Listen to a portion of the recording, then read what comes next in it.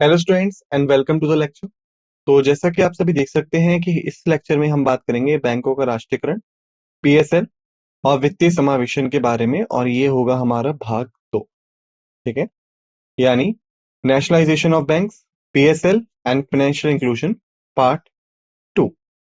इससे पहले हमने शुरुआत करी थी पार्ट 1 के बारे में। हमने कुछ फैक्ट्स एंड फिगर्स को डिस्कस किया था nationalisation of banks, PSL and financial inclusion में। इस लेक्चर में हम इसी को आगे डिस्कस करने वाले हैं। ठीक है, इस लेक्चर में हम देखेंगे पीएसएल श्रेणियों से संबंधित अधिक बिंदु, पीएसएल से संबंधित अन्य महत्वपूर्ण बिंदु, वित्तीय समावेशन, वित्तीय समावेशन के लिए कुछ महत्वपूर्ण पहल, लीड बैंक योजना, नो फ्रिल खाता, बीएसबीडीए, बेसिक सेविंग और बैंक डिपॉजिट खाता, बिजनेस कॉरेस्पॉन्डेंट, प्रधानमंत्री जन धन योजना, जन धन से जन सुरक्षा तक, प्रधानमंत्री जीवन ज्योति बीमा योजना, प्रधानमंत्री सुरक्षा बीमा योजना, अटल पेंशन योजना, और अंत में हम देखेंगे इन सभी का सारांश। यानी more points related to PSL categories, other important points related to PSL, financial inclusion and all। लेकिन शुरुआत करने से पहले हर बार की तरह इस बार भी एक छोटा सा डिस्क्लेमर है हमारे सामने, जो कि हमें यहाँ समझना बहुत जरूरी है। इसके पश्चात ही हम आगे बढ़ते हैं। तो disclaimer is like that the images used in a slide deck are for educational purposes only. We respect the intellectual property rights of the original creators and owners of these images. If you are the owner of any of the images used in this deck and have any concerns or issues, then please contact us at sathi@iitk.ac.in and we shall remove the image। आज सवीकरण हमारे slide deck में उपयोग की गई छवियां केवल शैक्षिक उद्देश्यों के लिए हैं। हम इन छवियों के मूल रचनाकारों और मालिकों के बौद्धिक संपदा अधिकारों का सम्मान करते हैं। यदि आप इस डेक में उपयोग की गई किसी भी छवि के मालिक हैं और आपके पास कोई चिंता या मुद्दा है, तो कृपया हमसे sathi@iitk.ac.in पर संपर्क करें और हम इन छवियों को हटा दें। अब आइए बात करते हैं पीएसएल के बारे में। तो भारत में 20 से कम शाखाओं वाले विदेशी बैंकों के लिए क्या लक्ष्य रखा गया है प्रायोरिटी सेक्टर लैंडिंग में? तो भारत में 20 से कम शाखाओं वाले विदेशी बैंकों के लिए कुल प्राथमिकता क्षेत्र का 40% लक्ष्य चरणबद्ध तरीके से प्राप्त किया जाना है। जैसे 2017 से 2018 के वित्तीय वर्ष में एएनबीसी या ऑफ बैलेंस शीट एक्सपोजर की क्रेडिट समक्ष राशि का कुल प्राथमिकता क्षेत्र परसेंटेज या उसमें जो भी अधिक हो, जैसे 36%, 2018-2019 वित्तीय वर्ष 38% एंड 2019-2020 40%। अगर हम बात करें आज की 2024 के 2024 की, तो अभी भी ये 40% ही है। डेटा में कोई भी चेंज नहीं हुआ। ठीक है, लेकिन आप सभी से अनुरोध है कि इसे समय समय पर चेक करते रहें, क्योंकि ये चेंज भी हो सकता है। उसके पश्चात 2016 से 17 वाले वित्त वर्ष और 2019 से 2020 तक के प्रत्येक वर्ष एएनबीसी का 2% अतिरिक्त प्राथमिकता क्षेत्र ऋण लक्ष्य निर्यात के अलावा अन्य क्षेत्र को ऋण देकर प्राप्त किया जाना है। समायोजित शुद्ध बैंक क्रेडिट एएनबीसी, जिसे हम कहते हैं एडजस्टेड नेट बैंक क्रेडिट, की गणना भारत में बैंक क्रेडिट के लिए होती है, जिसे आरबीआई और अन्य अनुमोदित वित्तीय संस्थानों के साथ पुनः छूट गए बिल शुद्ध बैंक क्रेडिट एचटीएम श्रेणी के तहत गैर एसएलआर श्रेणियों में बॉन्ड डिबेंचर प्राथमिकता के क्षेत्र के रूप में माने जाने योग्य अन्य निवेश आरआईडीएफ के तहत बकाया जमा और प्राथमिकता क्षेत्र की कमी के कारण नाबार्ड, एनएचबी और सिडबी के साथ अन्य पात्र निधियां प्लस बकाया पीएसएलसीएस। इसके पश्चात बुनियादी ढांचे और किफायती आवास के लिए दीर्घकालिक बॉन्ड जारी करने पर छूट के लिए पात्र राशि, सीआरआर एसएलआर आवश्यकताओं से छूट के लिए योग्य एफसीएनआर के विरुद्ध भारत में विस्तारित पात्र अग्रिम, और फिर आता है हमारा एएनबीसी। ठीक है, अब हम बात करें कृषि के लिए कौन कौन से लोगों को पीएसएल में इंक्लूड किया जाता है। देखिए, 1 हेक्टेयर तक की भूमि रखने वाले किसान सीमांत किसान माने जाते हैं, यानी मार्जिनल फार्मर्स माने जाते हैं। 1 हेक्टेयर से अधिक और 2 हेक्टेयर यानी 1 से 2 के बीच तक की भूमि वाले किसान छोटे किसान माने जाते हैं या स्मॉल फार्मर्स। इनको इंक्लूड किया जाता है पीएसएल में प्रायोरिटी सेक्टर लैंडिंग। तो 1 हेक्टेयर वाले कौन हो गए हमारे? सीमांत किसान हो गए। 1 से 2 हेक्टेयर वाले कौन हो गए? हमारे छोटे किसान हो। सूक्ष्म लघु और मध्यम उद्योग, एमएसएमई। सूक्ष्म लघु और मध्यम उद्योग मंत्रालय द्वारा 9 सितंबर 2006 को अधिसूचित विनिर्माण सेवा उद्यम के लिए संयंत्र और मशीनरी उपकरण में निवेश की सीमा इस प्रकार है। जैसे उद्यम विनिर्माण क्षेत्र, सूक्ष्म उद्योग में संयंत्र और मशीनरी में निवेश के लिए 25 लाख रुपए से अधिक तक का नहीं होना चाहिए। लघु उद्यम में 25 लाख रुपए से अधिक लेकिन 5 करोड़ रुपए से अधिक नहीं होना चाहिए। मध्यम उद्योग में 5 करोड़ रुपए से अधिक लेकिन 10 करोड़ रुपए से अधिक का नहीं होना चाहिए। फिर से एक बार देख लेते हैं। सूक्ष्म उद्योग 25 लाख रुपए से अधिक का नहीं होना चाहिए। लघु उद्योग 25 लाख रुपए से अधिक लेकिन 5 करोड़ रुपए से अधिक नहीं होना चाहिए। मध्यम उद्योग 5 करोड़ रुपए से अधिक लेकिन 10 करोड़ रुपए से अधिक नहीं होना चाहिए। वैसे ही अब हम देखें सेवा क्षेत्र के बारे में, सर्विस सेक्टर के बारे में। सूक्ष्म उद्योग में उपकरण में निवेश जो है वो 10 लाख रुपए से अधिक नहीं होना चाहिए। लघु उद्यम में 10 लाख रुपए से अधिक लेकिन 2 करोड़ रुपए से अधिक नहीं होना चाहिए। मध्यम उद्योग में 2 करोड़ रुपए से अधिक लेकिन 5 करोड़ रुपए से अधिक नहीं होना चाहिए। देखिए, एक इंपॉर्टेंट नोट भी है हमारे पास में। केवीआई क्षेत्र में इकाइयों को दिए गए सभी ऋण प्राथमिकता क्षेत्र के तहत सूक्ष्म उद्योग के लिए निर्धारित 7% और 7.5% के उपलक्ष्य के तहत वर्गीकरण के लिए पात्र होंगे। निर्यात ऋण नीचे दिए गए विवरण के अनुसार विस्तारित निर्यात ऋण को प्राथमिकता क्षेत्र के रूप में वर्गीकृत किया जाएगा। घरेलू बैंक, 20 शाखाओं से अधिक वाले विदेशी बैंक और 20 शाखाओं से कम वाले विदेशी बैंकों के लिए अगर हम देखें तो पिछले वर्ष की संबंधित तिथि पर अतिरिक्त निर्यात ऋण एएनबीसी या सीओईबीई का 2% तक था। उससे जो भी अधिक हो 1 अप्रैल 2015 से प्रभावी प्रति उधारकर्ता 25 करोड़ की स्वीकृत सीमा के अधीन उसकी टर्नओवर 100 करोड़ तक का है तो इसके लिए आ सकता है। वहीं पे पिछले वर्ष की संबंधित तिथि पे अतिरिक्त निर्यात ऋण एएनबीसी या सीओबीई का 2% जो भी अधिक हो 1 अप्रैल 2017 से प्रभावी। निर्यात ऋण एएनबीसी या सीओबीई का 32% तक की अनुमति दी जाएगी जो भी अधिक हो।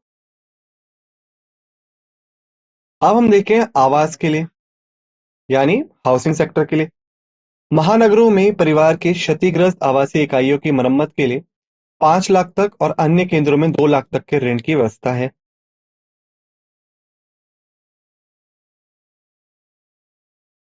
आवासीय इकाइयों के निर्माण या झुग्गी सफाई और झुग्गी निवासियों के पुनर्वास के लिए किसी भी सरकारी एजेंसी को प्रति आवासीय इकाई 10 लाख की सीमा के अधीन बैंक ऋण है।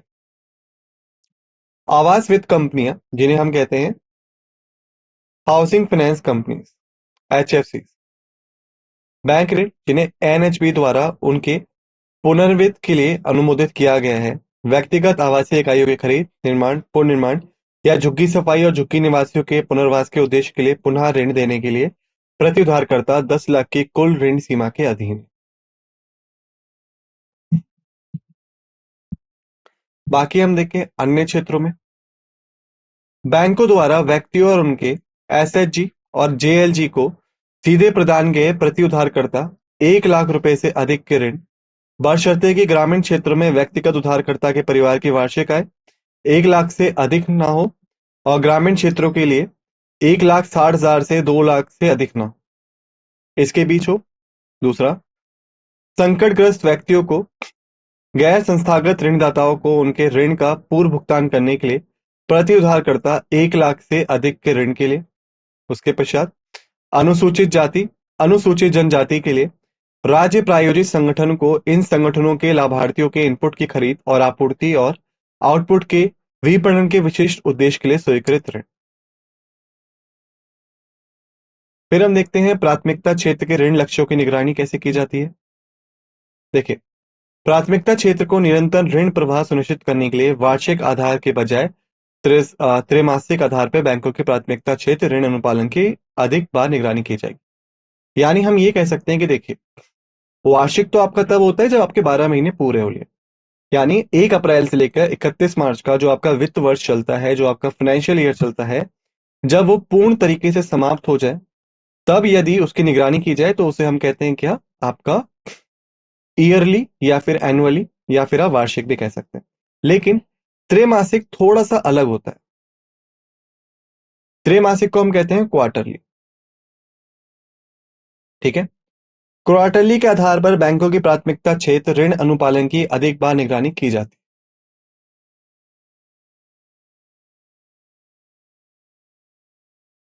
प्राथमिकता क्षेत्र अग्रिमों पर डेटा को संशोधित रिपोर्टिंग प्रारूपों के अनुसार त्रैमासिक और वार्षिक अंतराल पर बैंकों द्वारा प्रस्तुत किया जाना होगा। प्राथमिकता क्षेत्र लक्ष्य की प्राप्ति न होने पर अनुसूचित वाणिज्यिक बैंक जिनके पास प्राथमिकता क्षेत्र को ऋण देने में कोई कमी है, उन्हें ग्रामीण अवसंरचना विकास निधि, जिसे हम कहते हैं अक्सर आपका रूरल इंफ्रास्ट्रक्चर डेवलपमेंट फंड और RIDF शॉर्ट में योगदान के लिए राशि आवंटित की जाएगी, जो नाबार्ड और अन्य निधियों के साथ साथ नाबार्ड NHB सिडबी के साथ स्थापित की गई है, जैसा कि समय समय पर रिजर्व बैंक द्वारा निर्णय लिया जाएगा। RIDF या किसी अन्य निधियों में बैंकों के योगदान पर ब्याज दरें, जमा की अवधि आदि RBI द्वारा निर्धारित की जाएंगी। पुनः उधार देना क्या है? प्राथमिकता क्षेत्र की संपत्तियों के निर्माण के लिए केवल आगे उधार देने के लिए पात्र मध्यस्थों को बैंकों द्वारा स्वीकृत ऋण दिया जाएगा। अब हम बात करें फाइनेंशियल इंक्लूजन और उससे जुड़ी हुई स्कीम्स के बारे में। देखिए, वित्तीय समावेशन में शामिल क्या क्या है? शहरी और ग्रामीण क्षेत्रों में गरीब लोगों को औपचारिक बैंकिंग सेवाएं प्रदान करना, गरीब लोगों में धन संचय, बीमा, पेंशन निवेश की आदत को बढ़ावा देना, उन्हें सामान्य बैंकों से उचित दरों पर ऋण प्राप्त करने में मदद करना, ताकि वह स्थानीय साहूकारों के हाथों शिकार ना बने। इसके पश्चात वित्तीय समावेशन के लिए कुछ महत्वपूर्ण पहल अगर हम देखें, लीड बैंकिंग योजना, नो फ्रिल्स खाता, BSBDA, बिजनेस कॉरेस्पॉन्डेंस प्रणाली, स्वाभिमान अभियान और PMJDY। अब हम बात करें लीड बैंक स्कीम के बारे में। सबसे पहले देखिए, लीड बैंक योजना जो है वो 1969 के अंत में शुरू की गई थी। इसका उद्देश्य आवंटित जिलों के लिए व्यक्तिगत बैंकों, जो कि सार्वजनिक क्षेत्र और निजी क्षेत्र दोनों में ही प्रमुख भूमिका निभाएंगे, यानी जो क्षेत्र उन्हें आवंटित किया गया है उसमें जो प्रमुख भूमिका होगी वो उन्हीं की होगी, चाहे वो सार्वजनिक क्षेत्र हो, पब्लिक सेक्टर हो या निजी क्षेत्र हो, प्राइवेट सेक्टर। एक बैंक जिसके पास किसी दिए गए जिले के ग्रामीण क्षेत्र में अपेक्षाकृत बड़ा शाखा नेटवर्क है और पर्याप्त वित्तीय और जनशक्ति संसाधनों से संपन्न है, उसे आमतौर पर उस जिले के लिए प्रमुख जिम्मेदारी सौंपी गई है। तदनुसार देश के सभी जिलों को विभिन्न बैंकों को आवंटित किया गया है। लीड बैंक आवंटित जिलों में सभी क्रेडिट संस्थानों के प्रयासों के समन्वय के लिए एक नेता के रूप में कार्य करता है। फिर हम बात करते हैं नो फ्रिल अकाउंट। तो देखिए, मैं आपको बता देता हूं कि जब भी आप कभी अपना अकाउंट किसी बैंक में खुलवाते, जैसे उदाहरण के लिए मान लीजिए आप कभी बैंक जाए, आप अपना अकाउंट खुलवाएं। आमतौर पे ये होता है हमारे निजी क्षेत्रों के बैंकों के साथ, प्राइवेट सेक्टर बैंक के साथ में। ठीक है।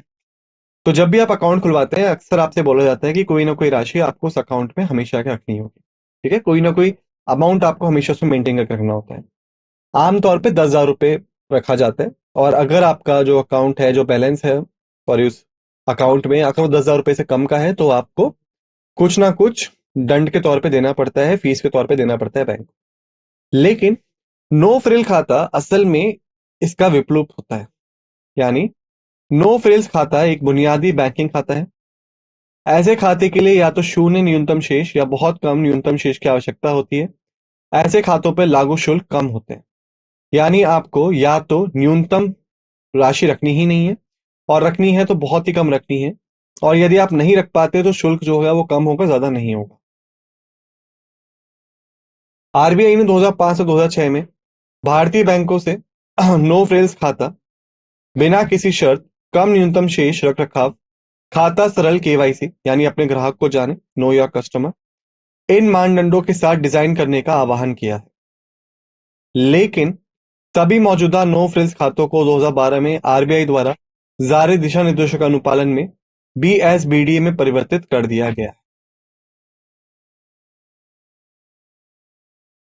फिर हम बात करें BSBDA, बेसिक सेविंग्स और बैंक डिपॉजिट खाते के बारे में।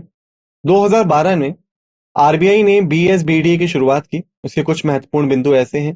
पहला, इस खाते में किसी न्यूनतम शेष आवश्यकता नहीं होगी।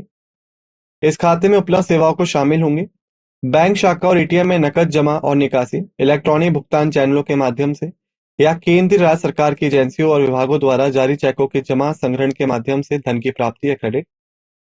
जबकि महीने में किए जाने वाले जमा की संख्या पर कोई सीमा नहीं होगी। खाता धारकों को महीने में अधिकतम 4 निकासी की अनुमति होगी, जिसमें एटीएम निकासी भी शामिल है। एटीएम कार्ड या एटीएम कम डेबिट कार्ड की सुविधा भी उपलब्ध होगी। अब हम बात करें बीसी या बिजनेस कॉरेस्पॉन्डेंट के बारे में। देखिए, बीसी असल में बैंक प्रतिनिधि होते हैं। व्यक्तिगत रूप से उन्हें आवंटित क्षेत्र में जाते हैं और बैंकिंग करते हैं। यानी आप कह सकते हैं कि इन्हें अक्सर बैंक का कोई ना कोई क्षेत्र आवंटित किया जाता है, जहां पे जाते हैं और वहां पे बैंकिंग करते हैं। ग्रामीणों को बैंक खाते खोलने और बैंकिंग लेन-देन आदि में मदद करते हैं। जो आपके बिजनेस कॉरेस्पॉन्डेंट होते हैं, इन्हें हर नए खाते के लिए, उनके माध्यम से लिए गए हर लेन-देन के लिए, हर ऋण आवेदन संसाधित करने के लिए आदि के लिए बैंक से कमीशन मिलता है। अब हम देखें कि प्रधानमंत्री जनधन योजना की वर्तमान स्थिति 2024 तक क्या थी। बैंक के प्रकार: ग्रामीण अर्ध शहरी केंद्र बैंक शाखाओं में लाभार्थी की संख्या, शहरी मेट्रो केंद्र बैंक शाखाओं में लाभार्थी की संख्या, ग्रामीण शहरी महिला लाभार्थियों की संख्या, कुल लाभार्थियों की संख्या, खातों में जमा राशि करोड़ों में, जारी किए गए डेबिट कार्ड की संख्या के अनुसार देखें तो जो सार्वजनिक क्षेत्र के बैंक हैं, पब्लिक बैंक है, उसमें ये है 26.25, 15.58, 23.05, 4.82, 181, 211.16 एंड 31.68। इसके पश्चात क्षेत्रीय ग्रामीण बैंक में यह है 8.58, 1.44, 5.83, 10.02, 45780.85 एंड 3.53। निजी क्षेत्र के बैंकों में यह है 0.74, 0.92, 0.89, 1.65, 6898.91, 1.37। ग्रामीण सहकारी बैंकों के लिए यह है 0.19, 0.00, 0.10, 0.19, 0.01, 0.00। इसको अगर हम कुल योग निकालें इसका, तो वो आएगा हमारा 35.75, 17.93, 29.88, 53.68, 233, 890.92, 36.58। अब यदि हम बात करते हैं प्रधानमंत्री जनधन योजना के बारे में, जिसे हम पीएमजेडीवाई के तौर पे भी जानते हैं। माननीय प्रधानमंत्री ने 15 अगस्त 2014 को अपने स्वतंत्र दिवस संबोधन में प्रधानमंत्री जनधन योजना को वित्तीय समावेशन पर राष्ट्रीय मिशन के रूप में घोषित किया, ताकि देश के सभी परिवारों को व्यापक वित्तीय समावेशन सुनिश्चित किया जा सके।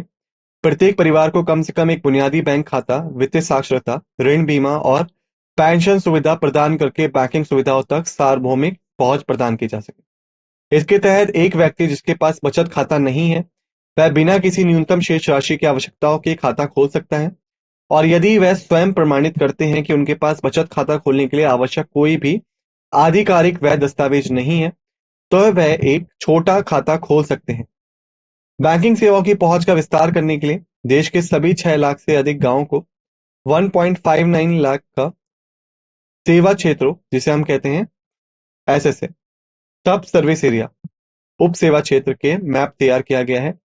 प्रत्येक एसएसए में आमतौर पे 1000 से 1500 परिवार होते हैं, और 1.26 लाख एसएसए में, जिसमें कोई बैंक शाखा नहीं थी, शाखा रहित बैंकिंग के लिए बैंक मित्रों को तैनात किया गया है। इस प्रकार पीएमजेडीवाई बिना बैंक वाले व्यक्तियों को बैंकिंग सेवाओं तक आसान पहुंच और वित्तीय साक्षरता कार्यक्रम के माध्यम से वित्तीय उत्पादों के बारे में जागरूकता प्रदान करता है। इसके अलावा उन्हें एक रुपए डेबिट कार्ड प्राप्त होता है, जिसमें 1 लाख रुपए का अंतर्निहित दुर्घटना बीमा कवर होता है, और खाता संचालन या 6 महीने के क्रेडिट इतिहास के संतोषजनक होने पर ओवरड्राफ्ट सुविधा तक पहुंच मिलती है। इसके अलावा माननीय प्रधानमंत्री द्वारा 9 मई 2015 को शुरू की गई प्रधानमंत्री की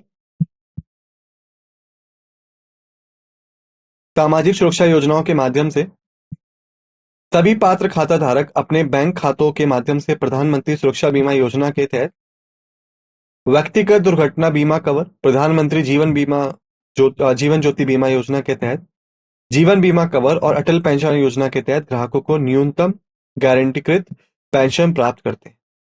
पीएमजेडीवाई को एक साहसिक, नवाचारी और महत्वाकांक्षी मिशन के रूप में परिकल्पित किया गया था।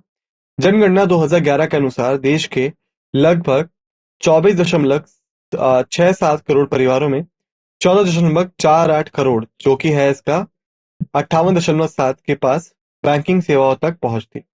योजना के पहले चरण में इन परिवारों को योजना के लॉन्च के 1 वर्ष के भीतर खाता खोलकर शामिल करने का लक्ष्य रखा गया। 26 जनवरी 2015 तक वास्तविक उपलब्धि 12.5 करोड़ थी और 19 मार्च 2017 तक खातों की संख्या बढ़ाकर 28.1 करोड़ हो गई। इसके अलावा 2011 में केवल 0.3 लाख एसएसए के पास बैंकिंग सुविधा थी और 1.26 लाख शाकाहारित एसएसए में बैंक मित्रों के प्रावधानों के माध्यम से बैंकिंग सेवाओं को पूरे ग्रामीण भारत में विस्तारित किया गया था। इसका समावेशी पहलू इस तथ्य से स्पष्ट है कि 16.8 करोड़, लगभग 60% पीएमजेडीवाई खाते ग्रामीण क्षेत्रों में है और 14.4 करोड़ यानी 51% से अधिक पीएमजेडीवाई खाता धारक महिलाएं हैं।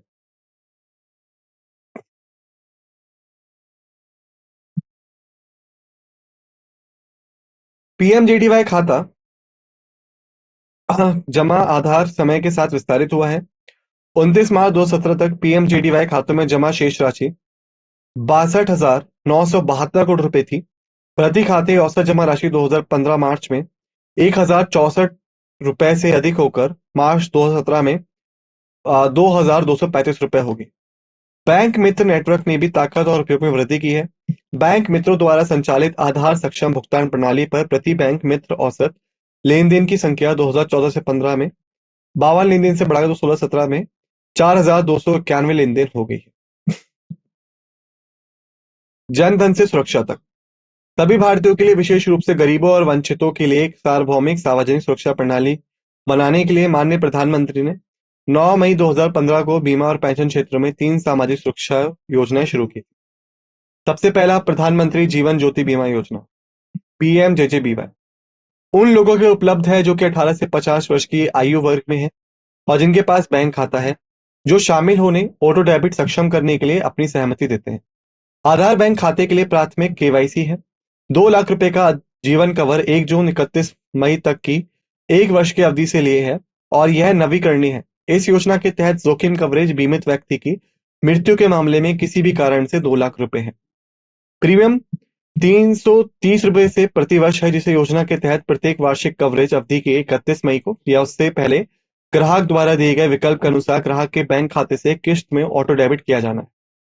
यह योजना जीवन बीमा निगम और अन्य जीवन बीमा कर्ताओं के द्वारा पेश की जा रही है और इस उद्देश्य के लिए आवश्यक अनुमोदन और बैंकों के साथ टाई अप के साथ समान शर्तों पर उत्पाद की पेशकश करने के इच्छुक है। 31 मार्च 2017 तक बैंकों द्वारा पात्रता की सत्यापन के आदि के अधीन रिपोर्ट की गई संचयी सकल नामांकन 3.1 करोड़ से अधिक है। पीएमजेजेवाई के तहत कुल 62,166 दावे दर्ज किए गए हैं, जिनमें 59,118 का भुगतान किया गया है। इसके पश्चात हम बात करें प्रधानमंत्री सुरक्षा बीमा योजना के बारे में। यह योजना 18 से 70 वर्ष के आयु वर्ग के लोगों को उपलब्ध है, जिनके पास बैंक खाता है, जो 31 मई से पहले कवरेज अवधि 1 जून से 31 मई की वार्षिक नवीकरण के आधार पर शामिल होने ऑटो डेबिट सक्षम करने की सहमति देते हैं। बैंक खाते के लिए आधार प्राथमिकता केवाईसी होगा। योजना के तहत जोखिम कवरेज आकस्मिक मृत्यु और पूर्ण विकलांगता के लिए 2 लाख रुपए और आंशिक विकलांगता के लिए 1 लाख रुपए। वार्षिक प्रीमियम 12 रुपए ऑटो डेबिट सुविधा के माध्यम से किश्त में खाताधारक के बैंक खाते से काटा जाएगा। यह योजना सार्वजनिक क्षेत्र की सामान्य बीमा कंपनियों या किसी अन्य सामान्य बीमा कंपनी द्वारा पेश की जा रही है, जो आवश्यक अनुमोदनों के साथ समान शर्तों पर उत्पाद की पेशकश करने और इस उद्देश्य के लिए बैंकों के साथ टाई अप करने के लिए तैयार है। 31 मार्च 2017 तक बैंकों द्वारा रिपोर्ट की गई पात्रता आदि के सत्यापन के अधीन संचयी सकल नामांकन पीएमएसबीवाई के तहत 9.9 करोड़ से अधिक है। पीएमएसबीवाई के तहत कुल 12,534 दावे दर्ज किए गए हैं, जिनमें से 9,403 का भुगतान किया गया है। अटल पेंशन योजना एपीवाई। एपीवाई 9 मई 2015 को प्रधानमंत्री द्वारा शुरू किया गया था। एपीवाई 18 से 40 वर्ष की आयु वर्ग के सभी बचत बैंक, डाकघर बचत बैंक खाता धारकों के लिए खुला है और योगदान चुनी गई पेंशन राशि के आधार पर भिन्न होता है। ग्राहकों को 60 वर्ष की आयु में 1,000 रुपए या 2,000 रुपए या 3,000 रुपए या 4,000 रुपए या 5,000 रुपए की गारंटीकृत न्यूनतम मासिक पेंशन प्राप्त होगी। एपीवाई के तहत मासिक पेंशन ग्राहक को उपलब्ध होगी और उसके बाद उसकी पत्नी और उसकी मृत्यु के पश्चात पेंशन कोष, जैसे कि ग्राहक की 60 वर्ष की आयु में संचित होता है, ग्राहक के नामांकित व्यक्ति को वापस कर दिया जाएगा। न्यूनतम पेंशन सरकार द्वारा गारंटीकृत होगी, अर्थात यदि योगदान के आधार पर संचित कोष निवेश पर अनुमानित रिटर्न से कम कमाता है और न्यूनतम गारंटीकृत पेंशन प्रदान करने के लिए अपर्याप्त है, तो केंद्र सरकार ऐसी अप्रता को वित्त पोषित करेगी। वैकल्पिक रूप से यदि निवेश पर रिटर्न अधिक है तो ग्राहकों को बढ़ी हुई पेंशन लाभ प्राप्त होगा। ग्राहक की समय से पहले मृत्यु होने की स्थिति में सरकार ने ग्राहक के प्रति पत्नी को ग्राहक के एपीवाई खाते में शेष वेस्टिंग अवधि के लिए योगदान जारी रखने का विकल्प देने का निर्णय लिया है, जब तक कि मूल ग्राहक 60 वर्ष की आयु प्राप्त नहीं कर लेता। ग्राहक के पति पत्नी को ग्राहक की मृत्यु तक ग्राहक के समान पेंशन राशि प्राप्त करने का अधिकार होगा। ग्राहक और पति पत्नी दोनों की मृत्यु के बाद ग्राहक के नामांकित व्यक्ति को ग्राहक की 60 वर्ष की आयु तक संचित पेंशन संपत्ति प्राप्त करने का अधिकार होगा। 31 मार्च 2017 तक एपीवाई के तहत कुल 48.5 लाख ग्राहकों को नामांकित किया गया है। इनकी कुल पेंशन संपत्ति 1756.4 करोड़ रुपए है। इसी के साथ हमने विषय को समाप्त कर लिया है। अब बात करें सारांश की, समरी की। पहला है प्राथमिकता क्षेत्र ऋण, विदेशी बैंकों के लिए लक्ष्य, वो हमने देख लिए। समायोजित शुद्ध बैंक क्रेडिट की हमने देख ली, परिभाषाएं देख ली। सूक्ष्म लघु और मध्यम उद्योग देख लिया, निर्यात ऋण देख लिया, आवास अन्य ऋण देख लिया, निगरानी देख ली, वित्तीय समावेशन पहल देख ली, प्रमुख पहले देखी हमने, प्रधानमंत्री जनधन योजना देखा हमने, सामाजिक सुरक्षा योजनाएं देखी हमने, पीएमजेडीवाई का प्रभाव देखा हमने, और इसी के साथ हमने कर लिया है इस विषय को समाप्त। ठीक है, आप सभी से निवेदन है कि जो भी चीजें हमने यहाँ पढ़ी, डिस्कस करी, उन्हें एक बार अच्छे से रिवाइज कर लीजिएगा। मिलते हैं आप सभी से दूसरे लेक्चर पे। इसी के साथ इस लेक्चर को समाप्त करते हैं। आप सभी का धन्यवाद।